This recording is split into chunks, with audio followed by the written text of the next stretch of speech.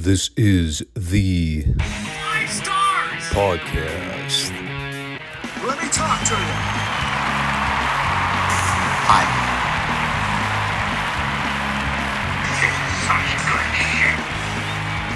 So, what do you guys want to talk about?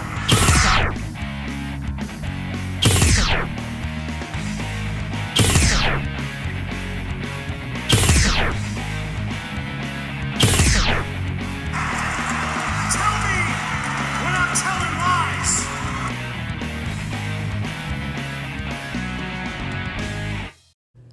Thanks, guys. Back to you. It's rare that I'll actually come on here and discuss the current happenings in the wrestling media. A lot of the time, it's mostly drama that I don't care about or something pertaining to the modern product that really doesn't interest me. But this particular topic is something that'll affect the channel going forward, so wanted to take a few minutes to go over it. I'm pretty sure at least most people are peripherally aware of the news that broke earlier this week. WWE, they are moving their premium live events to ESPN starting in 2026.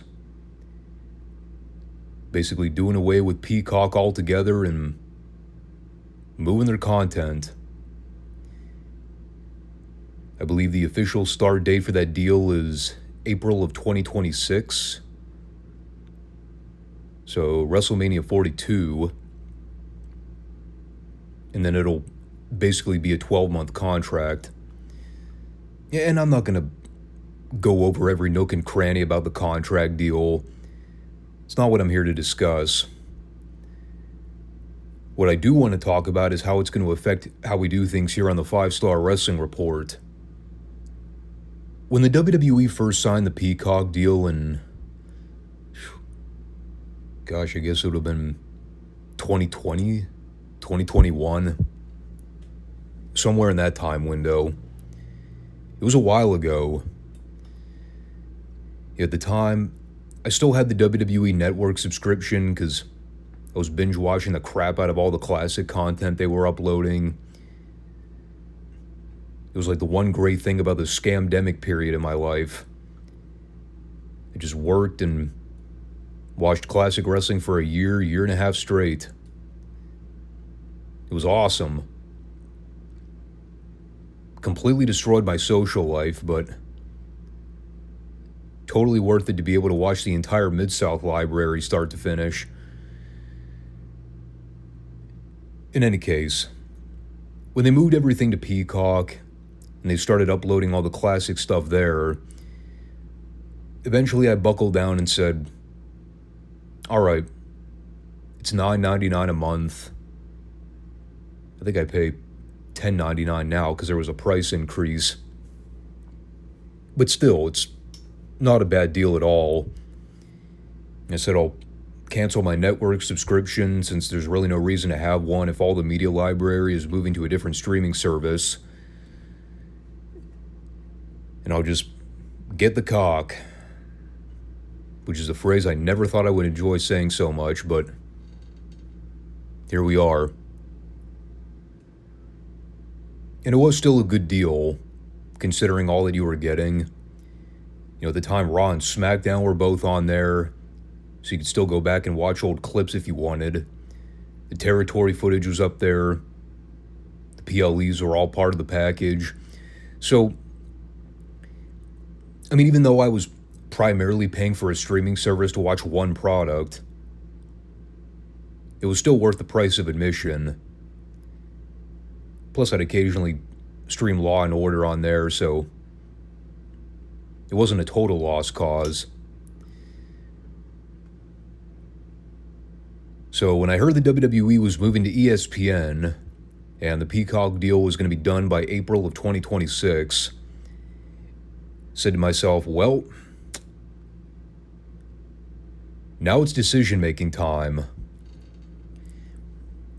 Let me start by giving you my current situation.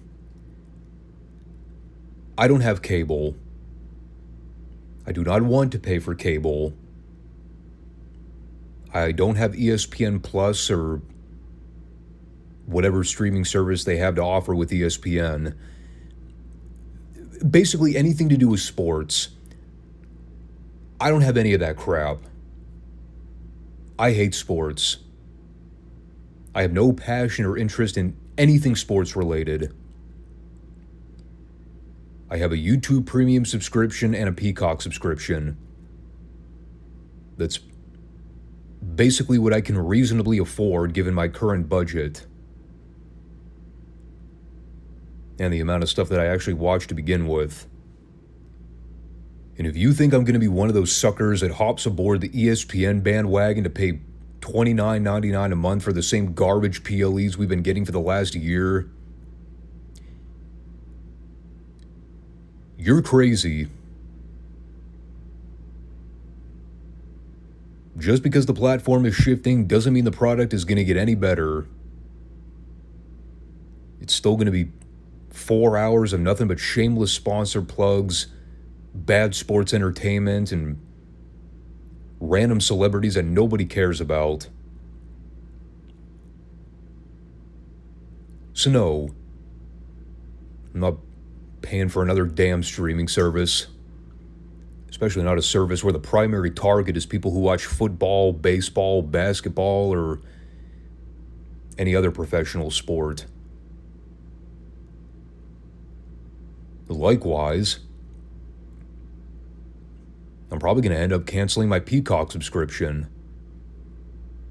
I love my Law and Order, but I mean, is it really worth it just to binge watch old episodes? Because I'm not a particular fan of the newer episodes that come out these days. It's all woke garbage. I mean, without the WWF content on there, I'm really not getting much else out of it. Because I don't watch anything else. And that still doesn't account for what's going to happen with the classic footage. And that stuff's been hot potatoed around like pancakes ever since WWE's been negotiating all these deals with various streaming services. Remember, first it was NXT. They took that entire library down from Peacock. Then it was Raw. Now, by the time we get to next year, it's going to be everything. I have noticed WWE sort of quietly uploading classic footage on these vault channels on YouTube. They're basically channels geared specifically to classic tapes. And that's cool in and of itself, because, well, it's free, for one. The problem is that everything is uploaded in stages, so you're not getting everything in one complete package. And that's only with NXT that I've noticed they've been doing that. I'm still using underground methods of watching the old Raw shows so we can still do the classic reviews for Monday. So the question here is, well, what does that mean when we lose the library for Mid-South Television and World Class? Do the reviews just stop? Well, good news is that a lot of the Mid-South tapes are up on YouTube, so as long as they don't get flagged, knock on wood, we should be in the clear. World Class, it's kind of a different boat. You know, a lot of the footage from 82 to 85 is on YouTube from what I've found. 86 and 87 are kind of hit and miss. I don't think I've found a complete library of all the episodes from 87 yet. So that's going to be tough. Would I be upset if we had to completely do away with World Class in 2026?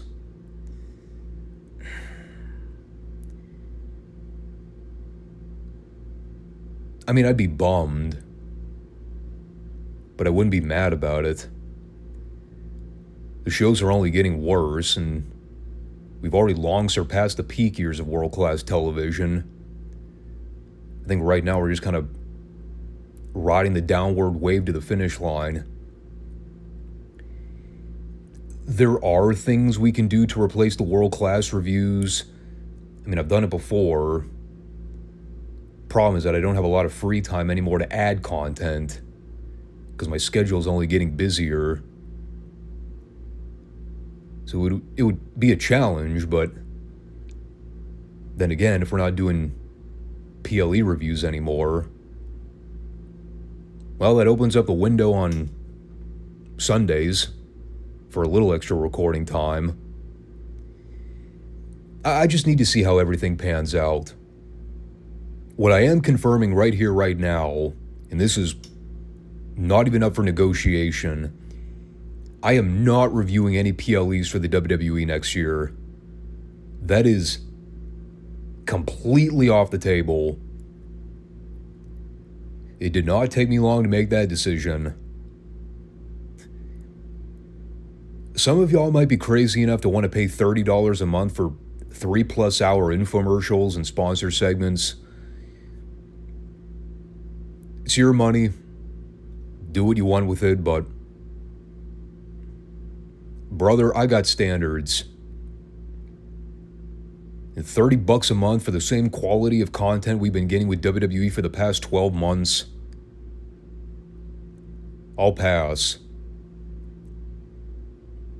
I'll save my money up and use it to invest in stocks.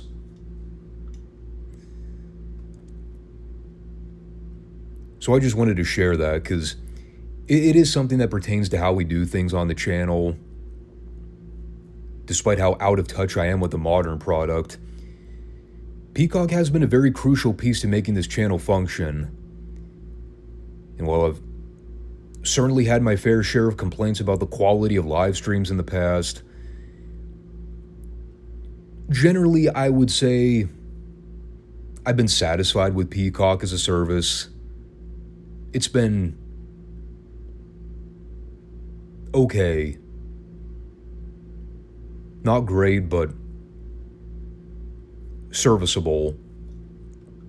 But I just cannot endorse the idea of going from $10.99 to $29.99 a month for another streaming platform. You know, especially one that doesn't appeal to my hobbies or interests.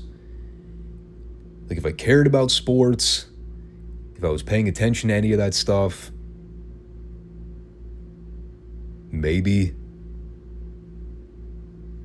Especially if I already had the streaming service to begin with, and in that case, I probably would. I'm also still not entirely sure where this narrative came about that sports fans are also huge advocates of pro wrestling. Did I miss the memo? I know a lot of them like UFC or MMA. That makes sense, because, well, the argument has always been from sports fanatics, pro wrestling is fake and scripted, and we hate that shit. So, now you're pairing up with the same platform where the current audience wants virtually nothing to do with pro wrestling?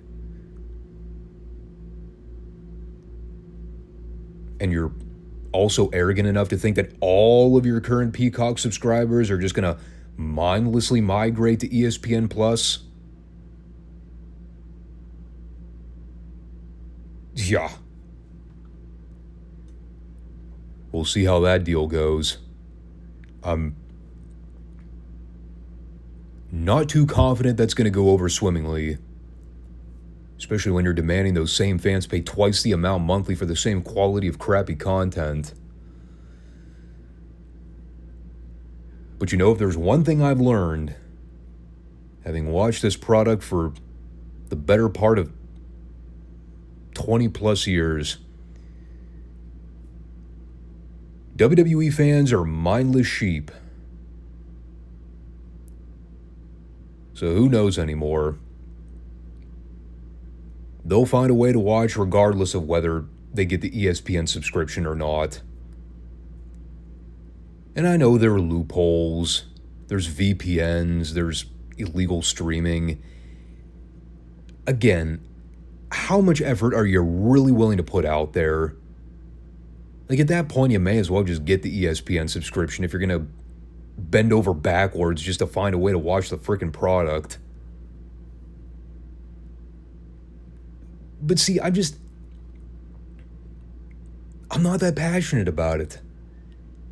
I could give or take with the PLEs anymore.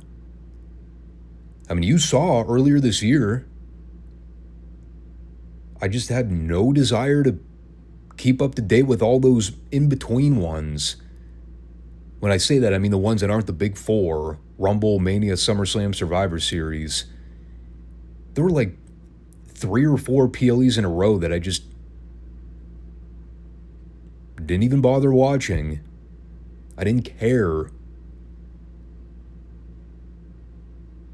And that's where I'm at. So, honestly, it's no skin off my back. It's just the whole thing with the classic footage is what bums me out, because that was the entire reason I got the Peacock subscription. It wasn't because I was watching the current WWE product as it was in 2021. Product was horrible back then. We'll keep our finger on the pulse here as we hear more news unfold. I'm very, very intrigued to see how it pans out, though. Like I said, WWE's putting a lot of stock that people are just going to come on over to ESPN. And a lot of them will. No doubt about it. They've got a huge cult following, and like I said, people will find a way to watch. I just don't think the numbers are as big as WWE wants to give them credit for.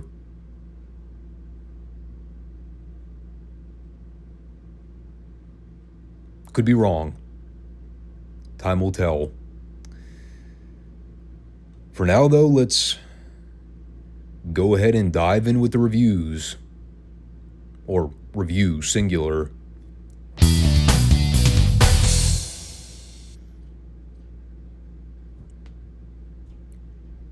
So remember that whole conversation we had the other week about Ahmed Johnson?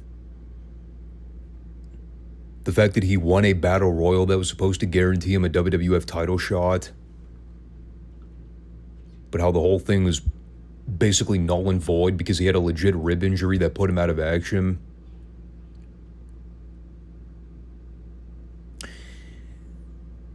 Well, glad to know that I completely wasted 20 minutes of my life last week watching a match that didn't matter at the end of the day.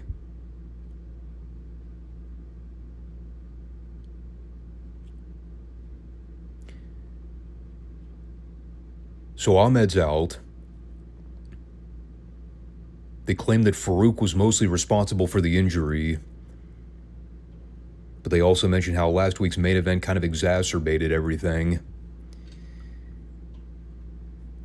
So, not only did they false advertise an Intercontinental title match for SummerSlam that isn't going to happen, I'm still not entirely convinced that Ahmed ever got that WWF title shot.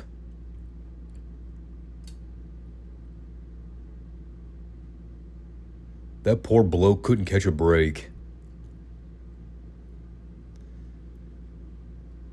And as much as I harp on Ahmed for how rotten he was back in the day, I was glad to hear that the surgery went well.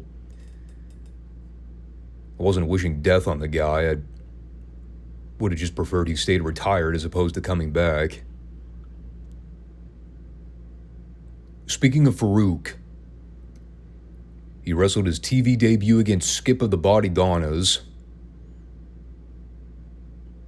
Poor Chris. Being used as a sacrificial lamb.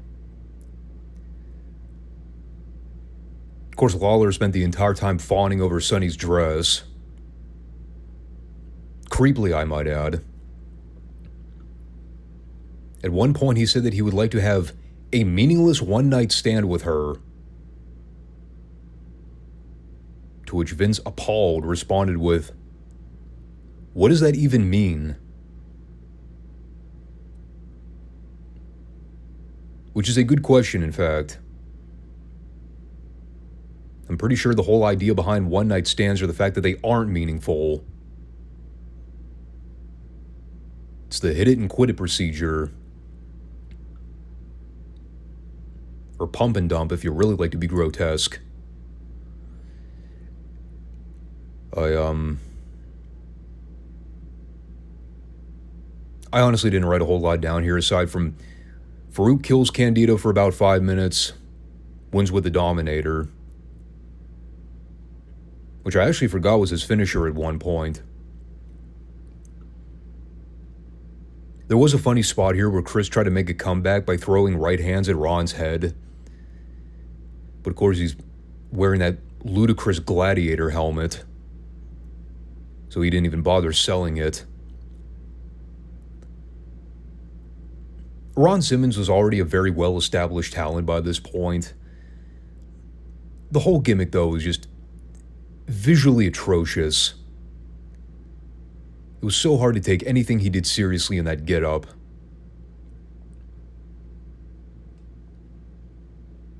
And like I said before, there's a reason that gimmick didn't last more than 6 months. On the subject of gimmicks that didn't work, Thug Crush.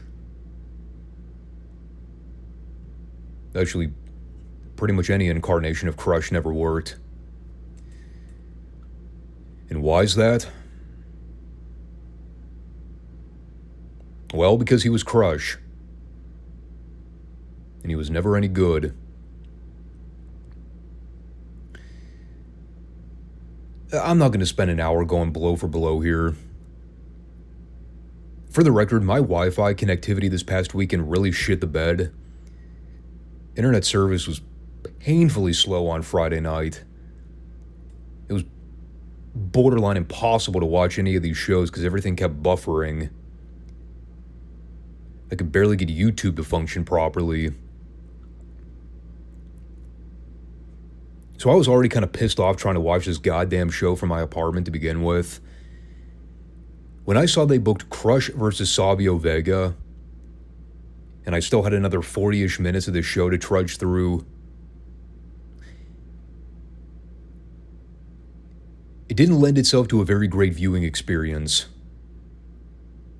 one might imagine.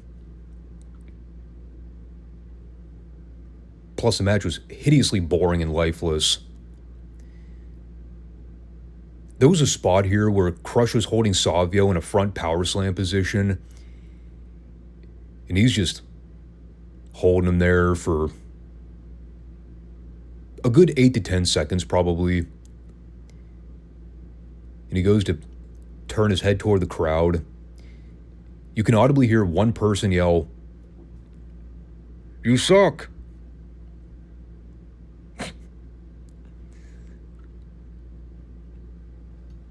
I laughed so hard. You know what I think the problem was? Among many things. I mean, the gimmick was never any good, but at least they were trying to play into some real-life shit that was going on in Bryan's personal life at the time. So you can't entirely fault them for trying. At least with Kona Crush, when he was still a babyface, he had the wacky purple singlet and the silly mullet. It kind of forced him to show a little bit of personality on camera, even if most of it was very inauthentic. Remember, this guy wrestled Randy Savage at WrestleMania. That is how much stock Vince put in this guy at one point.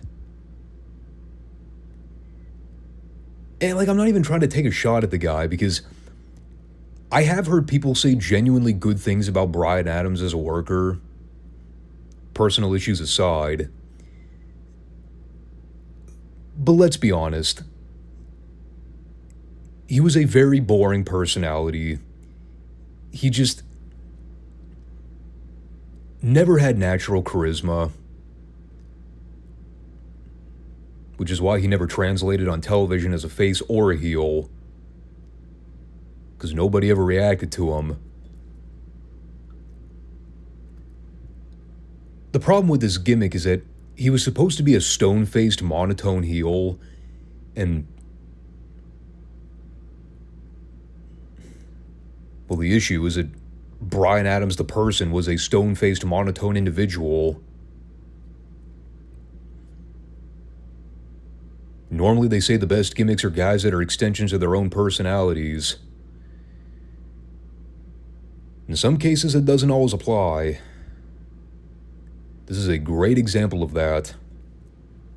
This was so bad that people didn't even react to Savio's comeback spots. Match went way too long. Lawler spent the entire time mocking Vince's steroid trial on commentary.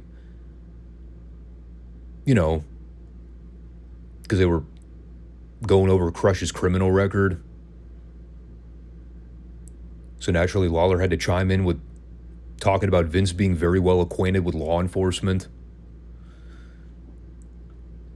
I'm sure he was happy to hear that broadcast on nationwide television.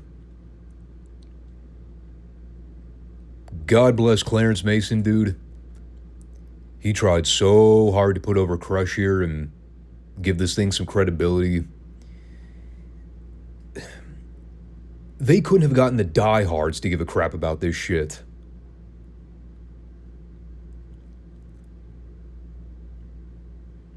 The best part was when Crush won with a full Nelson. Only because it signaled the end of the match so we could move on. Awful segment. For the record, accounting for buffering issues and network connectivity problems, that match took me almost 20 fucking minutes to watch.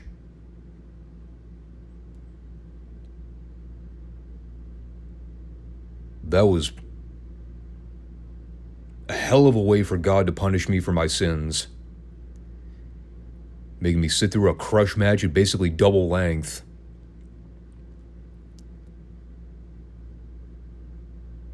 I might consider going to church now just to prevent something like that ever happening again.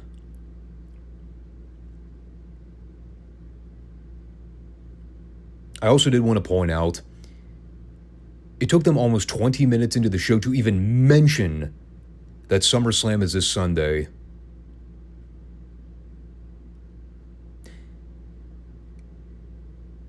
Yeah, this is the go-home show to the pay-per-view. The first half of the program was nothing but void filler.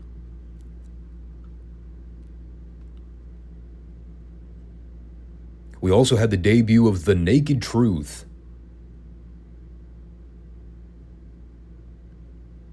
I'll give you $5 if you can correctly guess who was the featured star for this skit.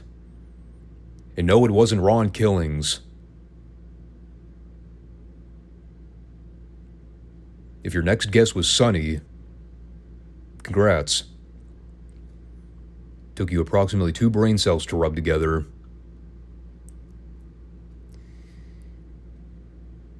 In addition to promoting the pay-per-view, she also plugged the Beach Blast Delia Bob, which I think I've heard Jim talk about on his podcast before.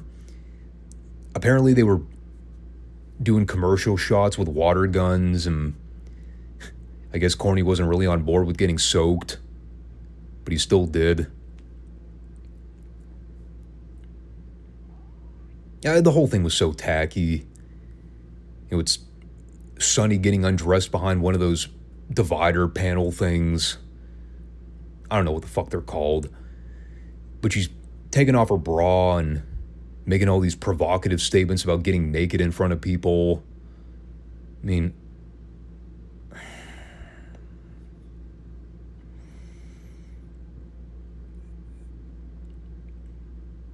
Tony, man, she was great at working that slut gimmick. Probably a little too great, if you know what I'm saying. And somehow they go from that to this sit-down interview with Kevin Kelly and Ahmed Johnson from his home. Now it's supposed to be all serious and grim. They went from sports entertainment to Pro Wrestling Insider on the flip of a dime. All fairness, the interview itself wasn't terrible. Given who was being interviewed, could have been a hell of a lot worse. It was miles better than that Sonny King sit-down with Bill Watts on Mid-South Television the other week.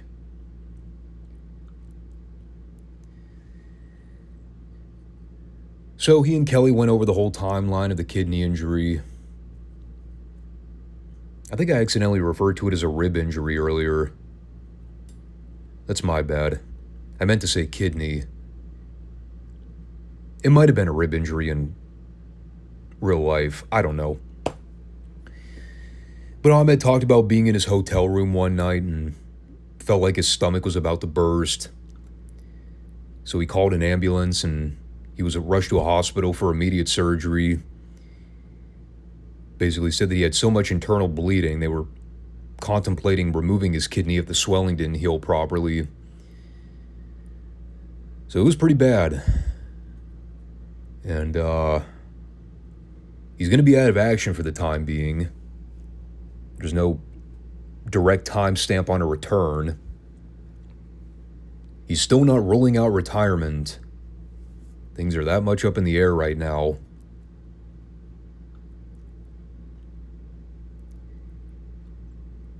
He did bring up something here that made me think, though. When he mentioned the fact that he couldn't defend the IC title, why the hell is he still the Intercontinental Champion if they know he's going to be out of action for the foreseeable future? Guy had the fucking title sitting on his front mantle like a trophy. Shouldn't he have long since been stripped of the belt?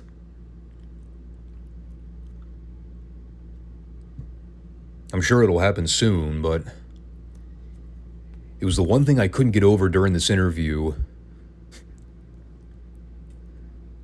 He may have legitimately been holding that belt hostage. That guy was a wacko.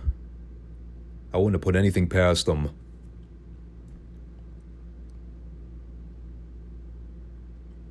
By the way, I did like the matching red robe. It was the exact same color as his ring trunks.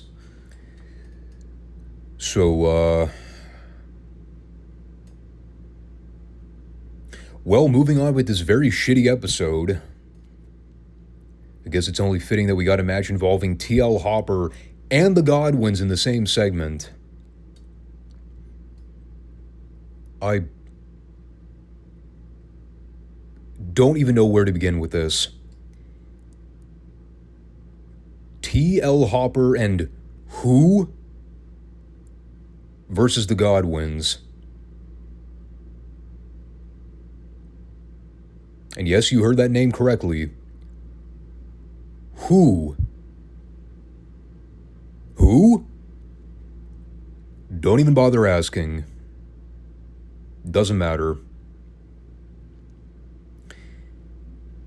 The only thing I'm going to say about this is the following. Y'all wonder why the WWF was getting their asses handed to them by WCW during this time? This segment right here. This is the front cover to the 83 Weeks book that Eric Bischoff never wrote. The reason Nitro was skewering Raw in the ratings war. TL Hopper and who versus the Godwins. With fucking Bob Backlund on commentary making dad jokes.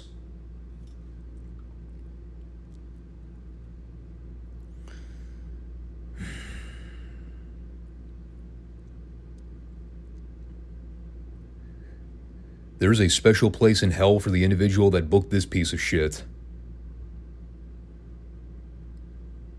Subjecting me to Crush for 10 minutes was one thing. I got through that. But this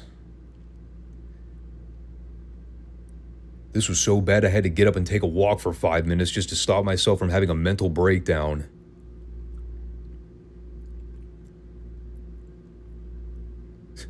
Meanwhile, in the very next clip, they show Mr. Perfect walking with Bret Hart on a cruise ship somewhere, saying that people are asking if Bret's going to come back soon. To which I deadpan looked at my monitor and screamed, "Yes!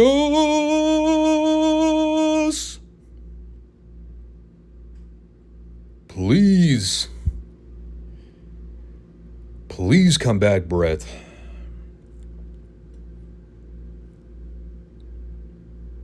I know I wasn't saying that shit back in 1996. Christ almighty. That's how bad things are. This product needs Bret Hart like a fucking drunk guy needs an Alka-Seltzer, dude. Never thought there'd be a day in my life where I was begging, pleading for Bret Hart to come back to the World Wrestling Federation.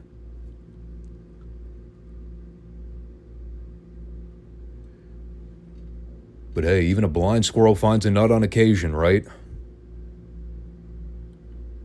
You know, by that same token, I really didn't think it'd be possible for me to be advocating to see Shawn Michaels on TV.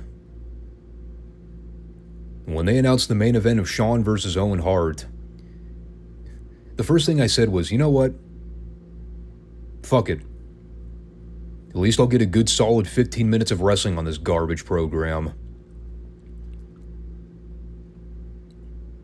Had to sit through a whirlwind of shite to get to this point. But at least I could objectively watch two great athletes wrestle and not get bogged down with bad gimmicks and stupid comedy. I mean, I don't have to sit here and tell you how great the match was. These two always had impeccable chemistry together.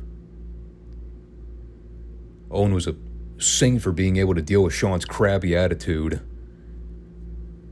Total professional. They both worked hard. Pulled out everything from their bag of tricks. Even dating back to the spot from November of last year when Owen did the Pele kick to Shawn to kickstart the whole concussion angle.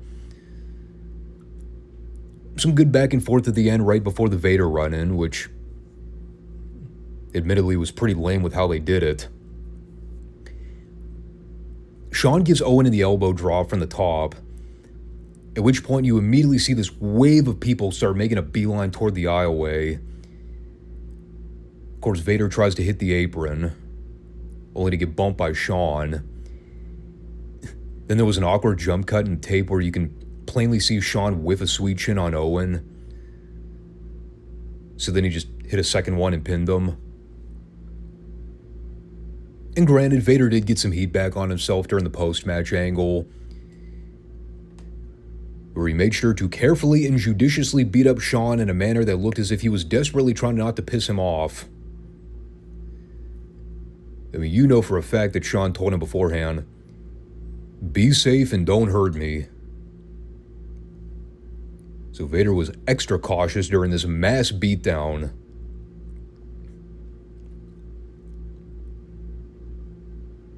Pretty formulaic stuff, though. He hit the Vader bomb on Shawn, stood tall to close out the show, and that gave you all the indication you needed that Shawn was retaining the belt on Sunday. I'm going to save my rant for the pay-per-view recap because I have plenty to say about that disaster of a main event. But like, you can even see it here. Shawn did not want to bump herself or Vader. I mean, I rolled my eyes as Vader's standing there giving Shawn these jabs and headbutts left and right. Shawn standing his ground and refusing to fall until he finally gets clotheslined. I'm like, look at this fucking jag-off. Thinking he's Road Warrior Hawk out there. Unbelievable. Had the match between him and Owen not been so good, I would have run him up the flagpole even more.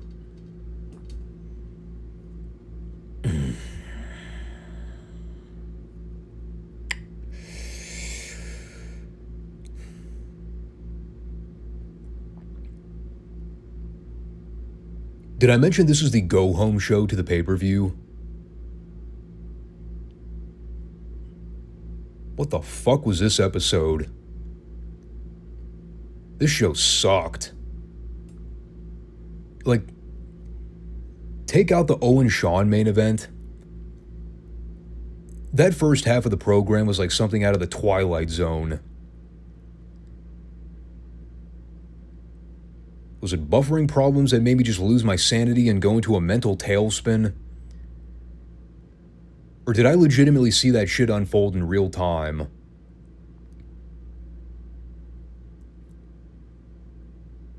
I'd go back and rewatch it, but I'm not that desperate to find out.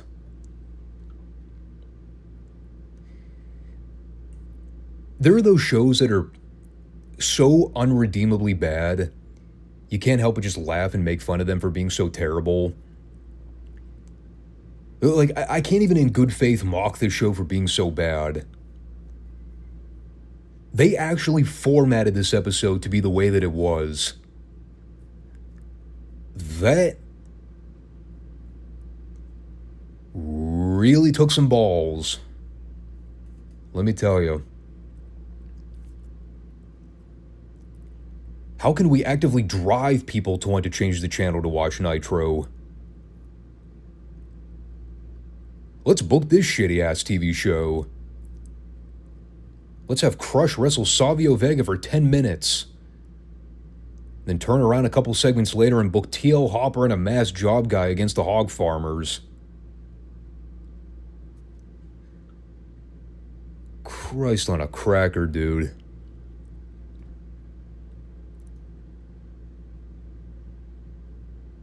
Bear in mind, everybody, that Monday Night War period that all the marks like to claim was the hottest time to be a wrestling fan,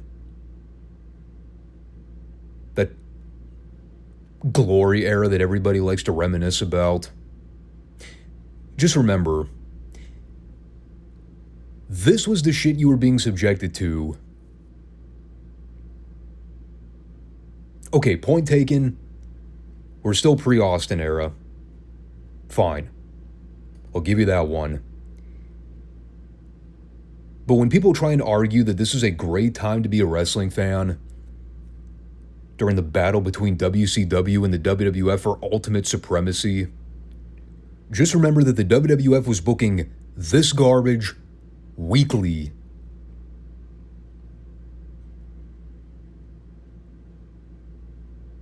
I love to rain on people's parades, you know me. But tangibly speaking, this is a pretty rotten time to be a wrestling fan. Sorry, not sorry to say it. If y'all truly thought this is a great time back in the day, you missed out on a lot of classic stuff from about 10 to 20 years prior.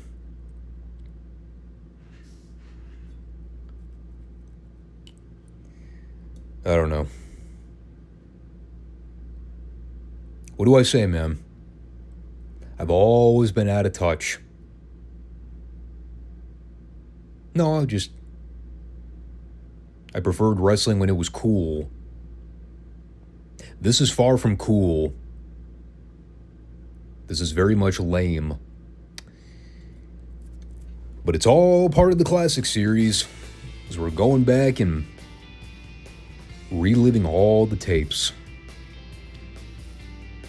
But I think we'll wrap up on that note there. Folks, I want to take the time to thank everybody for coming back to check out the 5 Starr Wrestling Report. As always, make sure you subscribe, comment, give me a like down below if you wouldn't mind. You can check us out on YouTube and Rumble on Mondays and Fridays. We are the wrestling podcast nobody knows but everybody needs. And in more ways than one. So, got a jam-packed week of classic territory coverage to get through, and we will reconvene on Friday for all the recaps. Thanks everybody for watching, and we'll see you soon. Take care. Peace out.